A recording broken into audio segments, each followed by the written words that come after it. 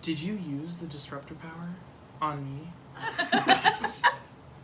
Sometimes I bounce back between two Karens. No, me too. And I don't know which Karen I want to be. So, it was Franzel.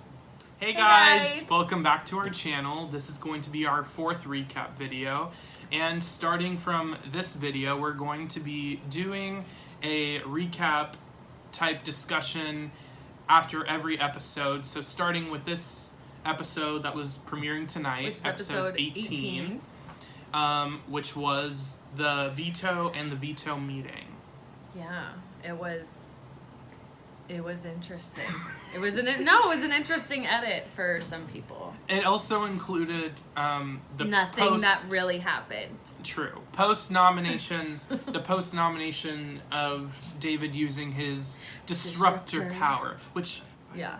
Anyways, so basically this episode was... It started off with the post-nomination ceremony of basically Kevin being... I was going to say... Kevin being Kevin. Kevin being Kevin with the whole, I guess I'm not good at this game. I guess I'm not a good manipulator. It's like, no, Kevin, that's not your strong suit. Yeah, you're correct. Yeah, this is the first good read that you've had this whole year. So he is nominated and he's upset, and then David's nominated and we know he has the power and he's going to use it. So he's like juiced. David went into the diary room and used his power, and there was an announcement to the house letting everyone know that Danielle would have to rename. And she was like, "Oh, this sucks. Like this sucks I so hate bad. being HOH. This is literally the worst. Like, I'm totally screwed over by this. Like, Tyler, I nominate you. Why couldn't I have gotten that power?" So yeah, she nominates Tyler, acting like she's playing like a smart game of like, oh, I didn't know what to do. I panicked. We have to vote. Oh, sorry, now I'm Nicole. Sometimes I bounce back between two Karens. No, me too. And I don't know which Karen I want to be. So basically, Tyler was nominated and he immediately knew he couldn't trust Danielle. Tyler was pissed, coming from the guy that wanted to leave, still wants to leave. A little bit confusing. Like, do you care or do you not care? It's kind of like Danielle's winning HOH. Like, do you want it or do you not? Is it for Tennessee or do you not care? Like, was it for Memphis? Was it for Tallahassee? Nashville? We don't know. So anyway, she don't know either. After Dollywood and Franzel finished their little complaint session, Danielle ran up to Tyler and immediately was like, "Oh, like, you know, I just panicked and I didn't know what to do." And she was like thinking she played it off, and Tyler's just like, okay. And Tyler was like, "Yeah, okay, sure." He was like, first of all, Grodner's coming in here to talk to you. She's very upset.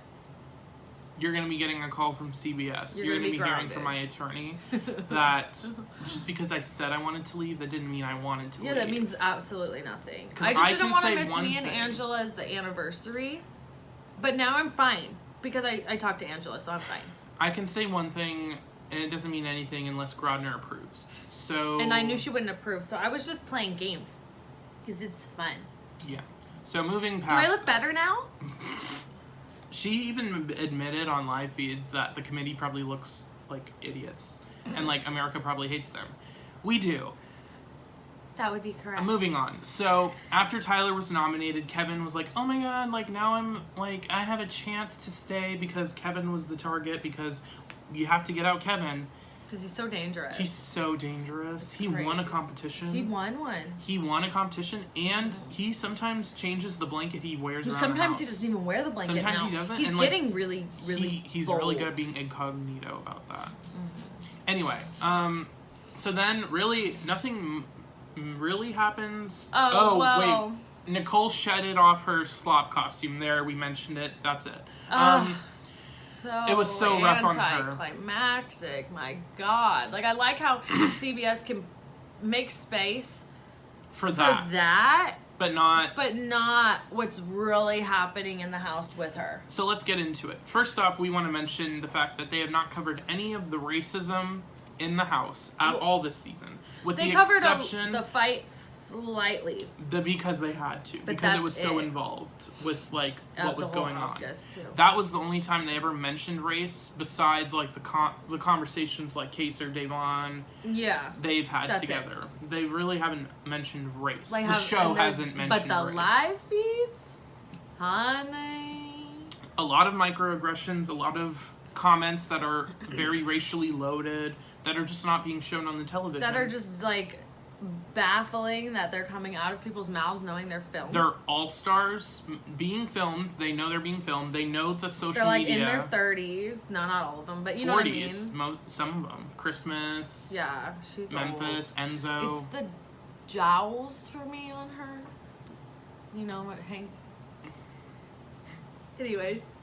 So, yeah, it's just kind of annoying to see that once again, CBS has every right to do whatever they want to do, but we have a right to complain about what they're doing. That part. So... Because it's just an inaccurate story, like, completely inaccurate. Especially you could even keep that part in, but add the other part then. Coming from people who, for the first time, we are watching live feeds consistently, we are keeping up with everything almost by the hour.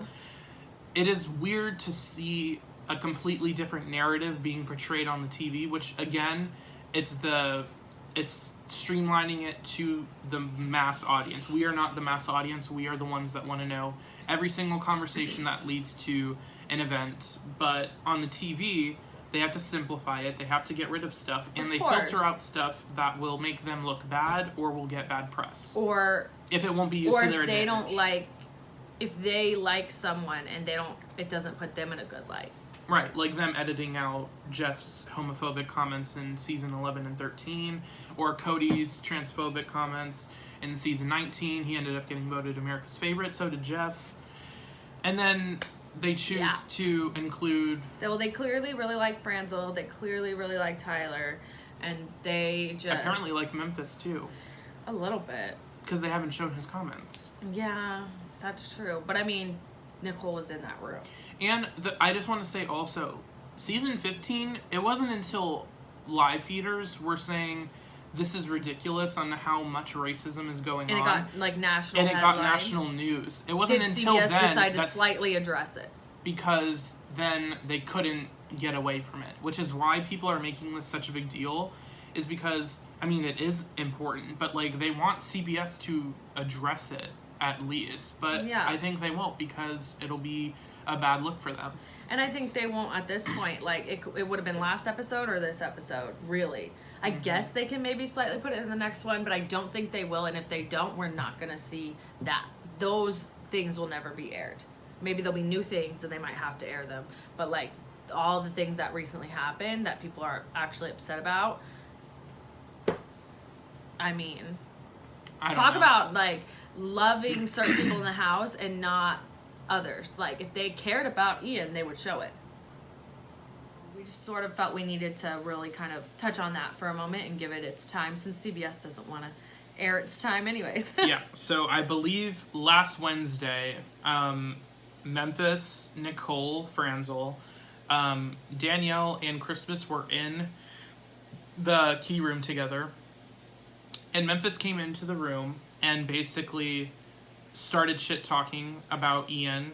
Danielle was like, why did I know that's what you were gonna say? Yeah, immediately Memphis comes into the room. She was ready to, like, keep that going. She was his hype woman in that conversation. So Memphis basically said, that shit irritates me. It makes me freaks anxious. Me out, man. And Nicole and Christmas both said, Danielle said it gives her me anxiety. Too. But Nicole specifically did speak up and agree, and then also was cackling. I mean, she laughed so hard she was holding her stomach. She hurt from laughing because it was so funny. Yeah.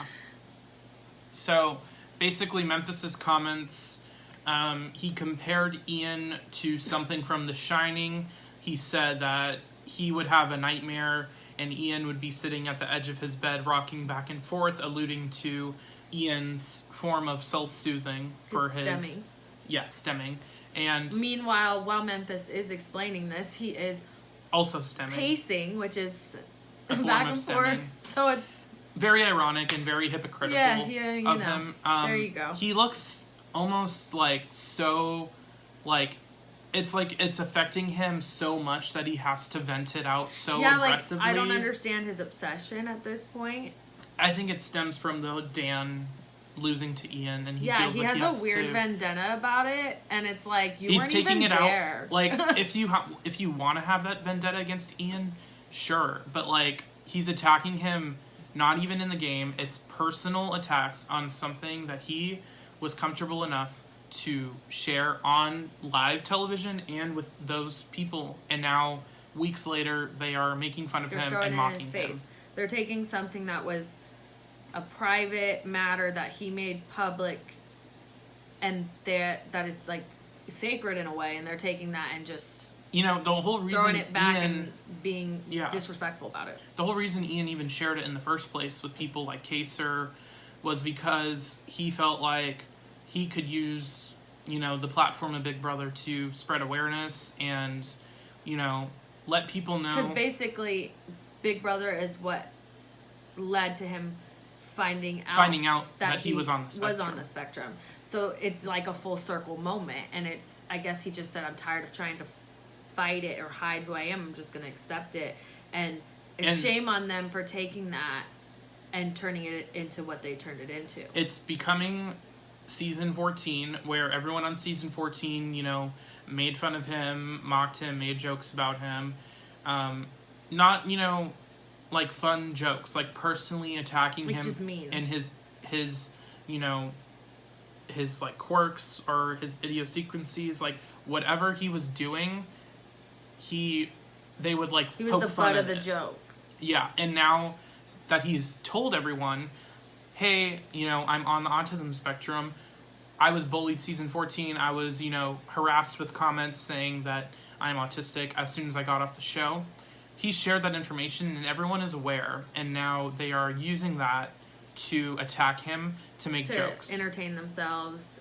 There's no point. There's no point. I don't know. There's no excuse to be... What you could be thinking, act like that's a different kind of person, because that's not my personality. There's no excuse to be making these comments. It's not game related. It's complete 100% personal attack because Memphis has some weird obsession with Ian and weird vendetta that he feels the need to hate on him. And it's known in the house. People know that he does not like Ian.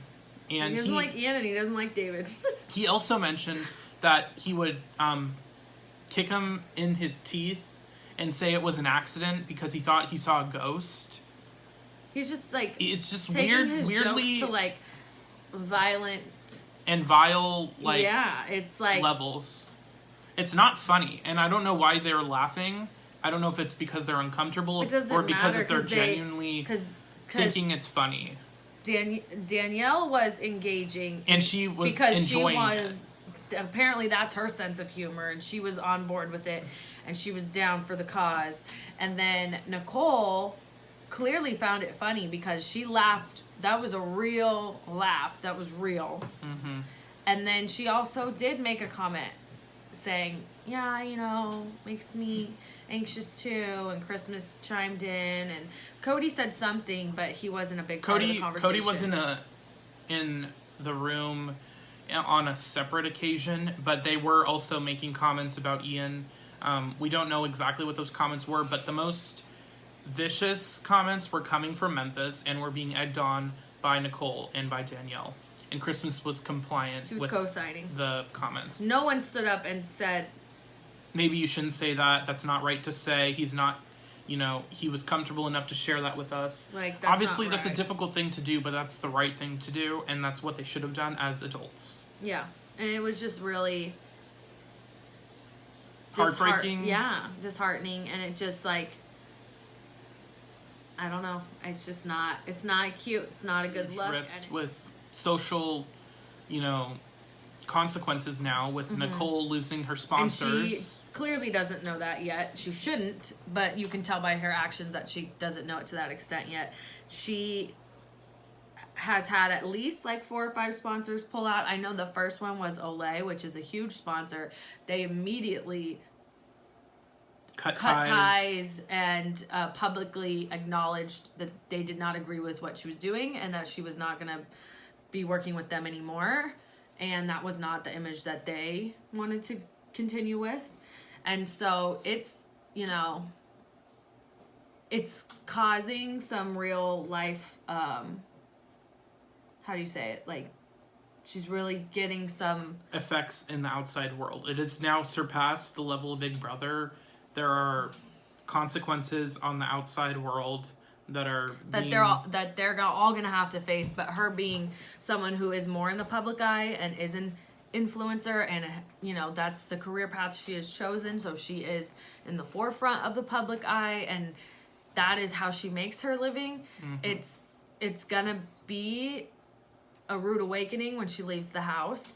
And if she does care about Ian and the relationship had any real value to her, that's gonna hurt her as well, because he's for the people defending Nicole. The reason why it is the most surprising and shocking coming from Nicole is because, one, she has a final two with Ian.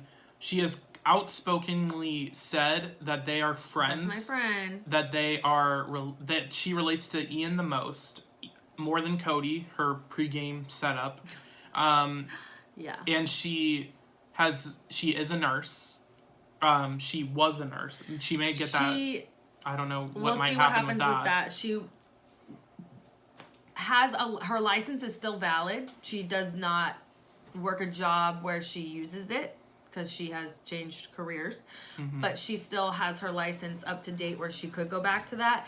And the comments that she's making could affect that. We'll see. I don't know. It's just coming from someone who's supposed to be a patient advocate and has this, you know, facade of being, you know, the small town girl who's so sweet and kind. She is not. She has made comments in her past seasons. She's really not. But Davon has said that she had heard production comments. Wants to let her still look like that, and she really cares to still look like that, but she's not. She has said comments about Janelle, and Janelle made comments about Nicole. Yeah, but it was only after, but still, yeah.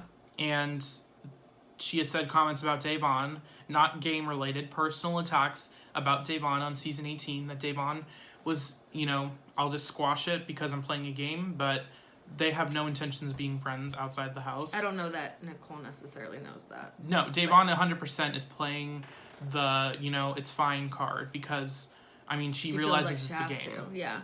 I mean, she's been part of conversations in the house that involved Bailey and Davon that were not okay, again, this season, engaging in those. So I believe week 2 or week 3, Danielle mentioned Ian was either faking his autism or using it in the game for sympathy, or using it as leverage in the game. And I mean, Danielle, you should not have come back, because it's kind of ruined your legacy reputation. And your reputation. It's what honestly you've done in this. I mean, I was a fan, and I'm not. Even, you know, her father, Evil Dick, said that the comments that she was making about Ian were ridiculous, were insensitive, and completely unnecessary. You know, why in the world would Ian even use that to his advantage in the game when he's clearly, you know, and then now just gotten over being uncomfortable talking about it? He clearly was, you know, apprehensive to mention it because, you know, he's talking about it on a public platform with people he doesn't really know.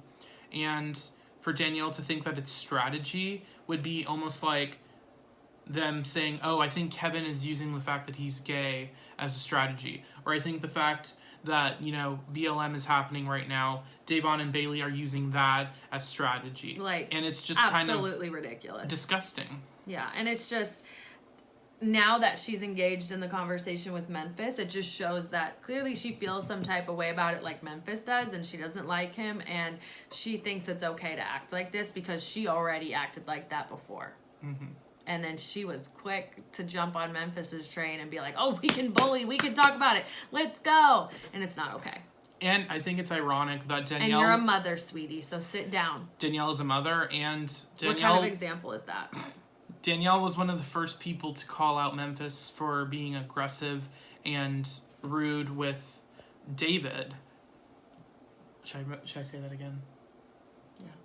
And Danielle was the first person to kind of mention Memphis being aggressive and rude to David when he was HOH and being just completely like an asshole to everyone. He wasn't listening to anyone. And now she's having like a fun ha-ha moment with him. While he's being an asshole. And it's just... So. It's come full circle. She's flipped her opinion 180 apparently. And I'm hoping now that America will start to see the true, intentions and the true feelings of the committee. Households. Mainly the committee, because, some of these households, some of these house members.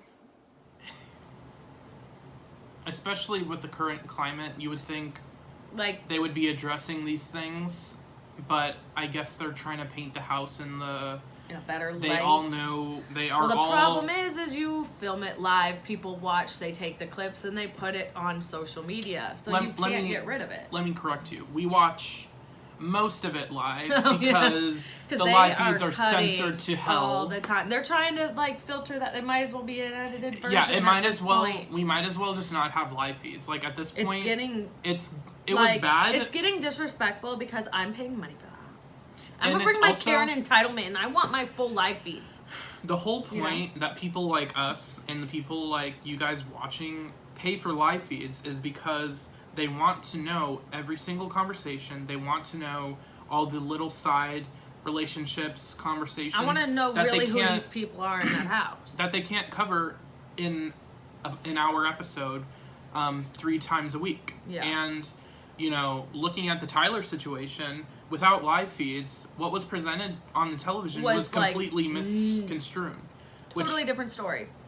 Obviously, on live feeds, they can't mention production, but it seems like now if you mention production, live feeds go out for like an hour. Yeah, they're not just cutting for the conversation. They're like, this is an excuse to cut for as long as we want.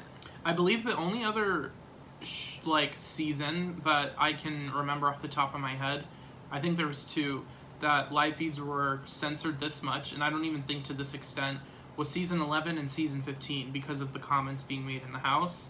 And because on season 11, they were constantly getting into arguments with production. So they would have to censor out, when they would have those discussions. Yeah. And then season 15, whenever they would talk about certain racial things, they would cut the feeds. So... And now it's just they're trigger happy on that cut. They're the minute it looks like someone might say something, they're like, turn it off! Just off the top of my head. Don't turn it on for a very long time. I'm 3 most important... Or 3 of very important or very compelling conversations. David and Davon's conversation about the racial tensions from last season was cut immediately. We couldn't see the Tyler Christmas conversation in the HOH when he was up there for 3 hours. And his intent going into that room was being dead set on leaving and convincing emotional Christmas. and all and kinds we didn't of get stuff. to see we didn't it. get to see any we of that. got to see 30 seconds of it on last or 2 episodes ago. Yeah, it was just might as well just left that out. That was unnecessary. Nothing there. Plenty of other campaigning conversations. The Janelle and Nicole F fight after the veto, or was it after the slop? Yeah. After the slop pick. We didn't get to see that at all, Barely. And we got a censored version of what happened. The only reason we know what actually happened was because the house guests talked about it. Yeah.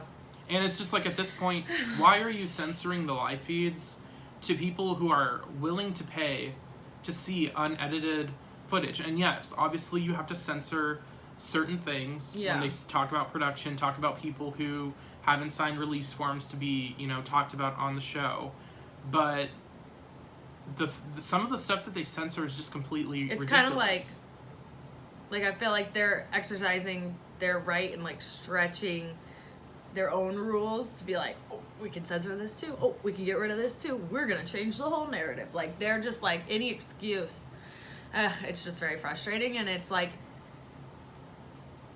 don't know. It's when someone's lying to your face, but you were there, and they're talking about something, and you're just what we're watching is not what happened. Which, again, We know that's how it works. They edit it their way, and that's why we want to watch the live feeds. But then when you remove that aspect and portray something completely different, when we don't even get the opportunity to see what you're editing together, that's what's It's starting frustrating. to become a whole different show when you do that. And the last thing we'll say before we move on is we saw people saying or comparing this situation to Big Brother Canada with their live feeds. But the difference is they censor their live feeds a lot too, but they're free. And we are paying for their for the live feeds. It's a big difference. And make it free then. You're gonna start making it free cut all the time. It might as well be free.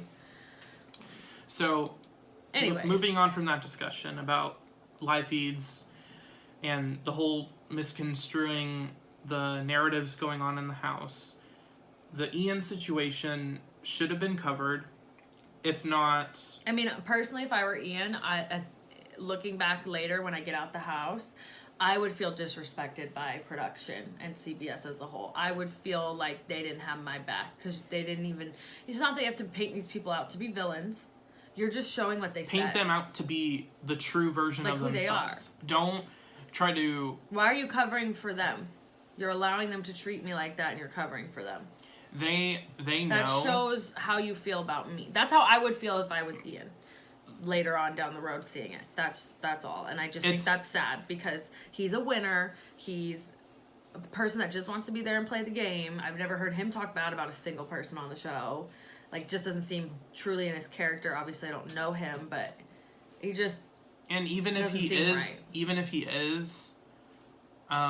you know, not I mean, no one's a perfect individual, no. But even if Ian isn't perfect, that doesn't give people the right to then attack something about him that he has no control over, and that he has shared with them and felt comfortable enough to share with them. It would be like Kevin coming out to everyone, and then people behind closed doors saying up about homophobic things about Kevin or attacking him for coming out as gay. And but he openly came out to them, and they're all like, "We're really proud of you. Thank you for trusting us." And then 2 weeks later, they're talking shit about him. And it's not even on a game level. It's literally on a personal, that's it. This is how you are. This is how their entertainment in the house. This is what we don't like about you, and we're going to make fun of you, and we're going to have a fun time doing it. And it's just disgusting to watch. Yeah, it was very uncomfortable. Yeah.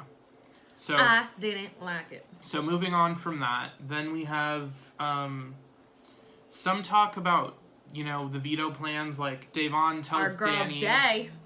Davon tells Danny that if she wins the veto, she had no thought in her mind that she would win. She says, I wouldn't use it because she had no she didn't thought think that she would win. Chance she could use it. The veto happens. That changed. And she wins her first Big Brother competition. I believe she did have a power in season 17, but it was not like a power that she won. It was more kind of handed to her because she sat out of the HOH first week of 17. Well, she got that because Davon and Vanessa. The other thing that she got was the veto, the vote thing. And the vote cancel. Yeah. So she's won powers, but she's not won a competition like a veto or an HOH. Yeah. So it was a big deal, very exciting, super happy for her, and it was a hard comp. It was cool. I've never seen that one before. Yeah. It was a new one. But it's a nice refresher after them doing the wall comp and, you know, the running competitions we've already seen that aren't exciting to watch. This was actually probably the first competition in a while that has been enjoyable to watch. The ice cream stacking, that's another reused one. Yeah. You know, original ideas are what made the original competitions so interesting. And, like, they weren't flashy. They were very bare bones. And it was more about the competition itself and not, you know, oh, look, it's, you know, an ice cream parlor. And, you know, this is the type of stuff that I was looking for. Yeah. In a competition for All-Stars. And it was challenging, and she won, and that was awesome. She was excited. We were excited. And so then what did she do with it? So Well, Danny, first of all, and everybody else, what did they think? Oh, yeah. So immediately after that, well, first we should mention the whole house already was on pins and needles because, oh my God, God forbid it not go their way. Tyler's on the block. And now the guy that wanted to go home. The guy that's really good and probably gonna beat all of you. And they're gonna try to keep him over Ian. I'm so upset. Why would you get rid of the guy that's probably gonna get rid of me? Enzo and like Kevin and Davon want to keep Ian over Tyler, but I feel like that won't happen. No, because no one with the committee. Yeah, it might happen if because Danny wants Tyler out. I don't understand. She does, and then she doesn't. Because they don't, and she thinks she's trying to save face with the committee, but she's already lost. She's already they're already mad. Tyler will come after her. He did even say it in a DR, but I mean, like, he will. Mm-hmm. I mean, we know how he works, like. And he's talked about it with Cody and Enzo because they don't like Danny either. So Davon wins the veto, and everyone starts shitting their pants because oh my god, someone in the committee didn't win. What are we gonna do? What are we gonna do? And like they're trying to like convince themselves like, oh, it's in her best interest to not use it. It's like, no, it's one, not. You know, you're not affiliated with Kevin and you're not affiliated with Davon. They're clearly each other's friends in the house. She's gonna use the veto. Like, you're stupid to think that she wasn't. Also, I'm sorry, but like, if I had never wanted anything like that and I finally did, I would want to use it. Especially my friend is right there, and it benefits you to use it. Like, there was no reason she shouldn't have used it. Like, it wasn't going to put her in a better standing with anyone by not using it. She was already going to be she's targeted. already disposable to all of them. Yeah. Barely at the moment, not Danny, but now I think Danny's going to be mad. So, maybe, it's but just whatever. confusing because it's the committee, Enzo, Ian, and then the three, Davon, Kevin, and David. And yet, they're confused why Davon is saving someone that's like one of her only options. Her only friends, her only person that she can actually confide in, honestly, and they're confused. It's just like, what?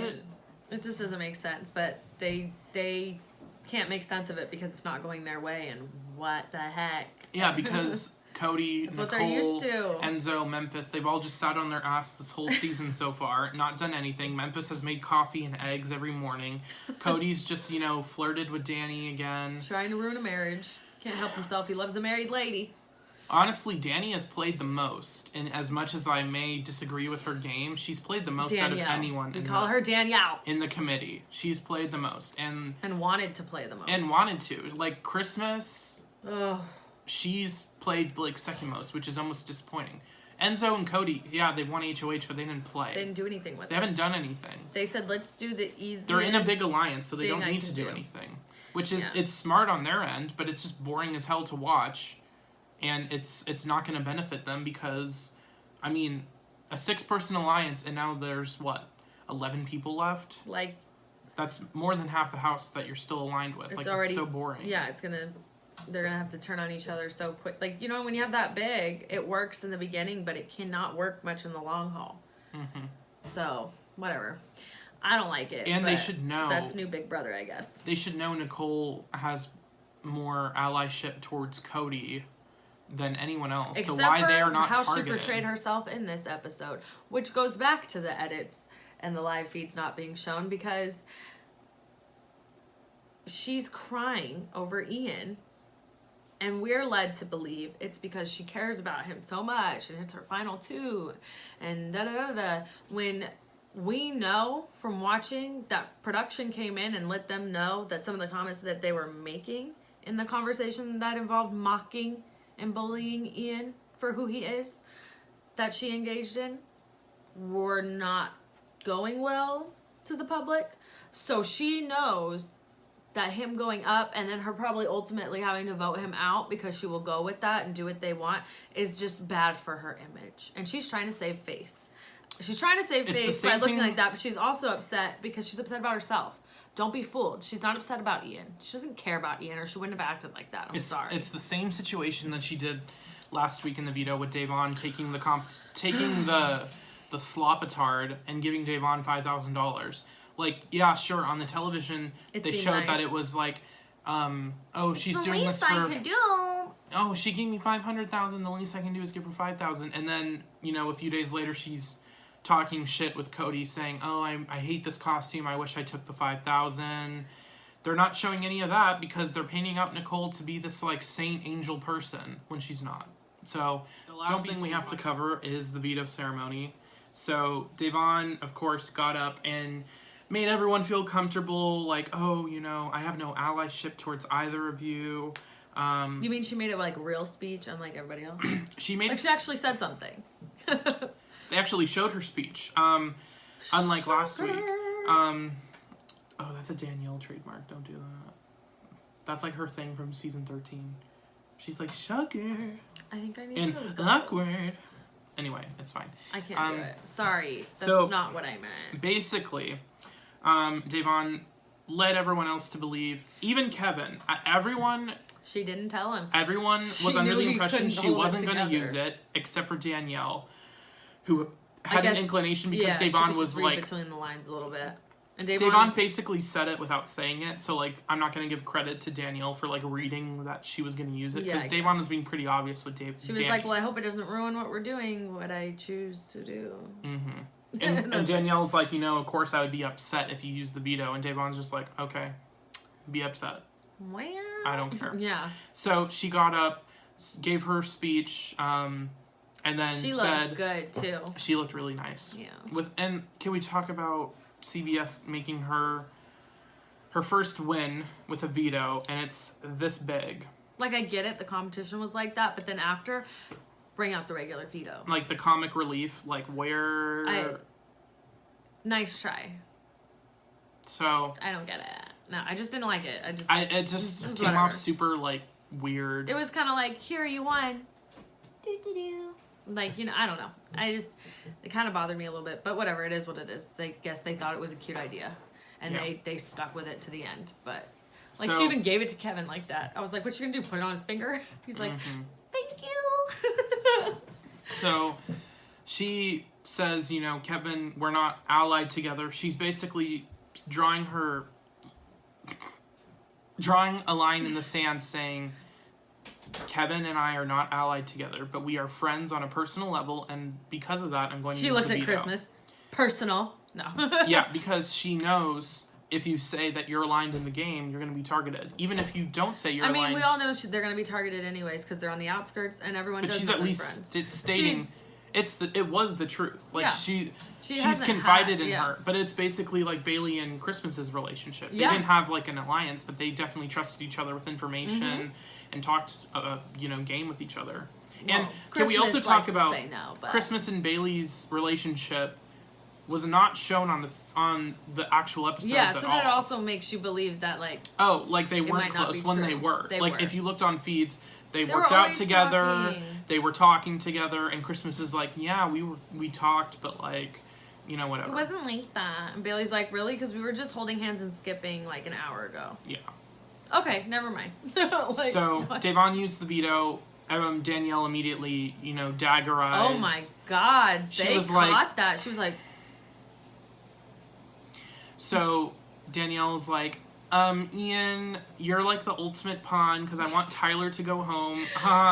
Total plan. I'm so smart. I'm gonna make it seem like Ian's a pawn. So Ian won't try. It's so stupid. So, but then she also, like, now she is saying at the end of the episode that for the committee and for her, she needs Ian to go. But then she's already turned on the committee by nominating Tyler. So it doesn't make any sense. So it's like, I feel like she's trying to save face when there's no face to save, and it's like, just stick to your guns. Like, you want him gone. You even said, if I put him up, he has to go. And so he has to go. So why would you nominate Ian and not Enzo when no one's going to vote to evict Enzo? You would be an idiot to vote out Enzo over Tyler. Yeah. And almost, like, sure, Enzo got third, but, like, Adam from season 13 got third. Okay. Yeah. Christmas got third. Victoria got third. Like, just because you have a higher place doesn't mean that you played a better game. No. Kevin could get third this season. Kevin could get third again. Yeah. So that's the case right now, and it looks like the votes are leaning against Ian, but we will see for eviction night Thursday. I mean, we just can't have anything good in 2020. Except for Devon won a veto. It's been turning out well. The fact that David, Kevin, and Devon were able to stay safe, all three of them this week. I mean, they have formed their own. They have formed their own alliance. But the next worst thing is probably going to happen. Well, let's hope that they can win HOH. We'll have to see. But make sure you watch for our episode on Thursday. We're going to be making a video recap after the eviction episode. We'll see if we'll Tyler have plenty to say. or Ian gets evicted. Because, you know, today's Tuesday, so they have, what, two and a Another half day or days to, you know, just act a fool and give us some more content, because that's one thing they have given us. Mm-hmm. A boring show with controversial content. Yep. So Yeah. we will, hopefully we might be able to report on who the HOH is on Thursday. Never know. Yep, that's our episode. This is our 4th episode, season 22 of Big Brother All Stars. This was episode 18's recap. Thank you for watching, and we'll see you next time. Like, comment, share, subscribe.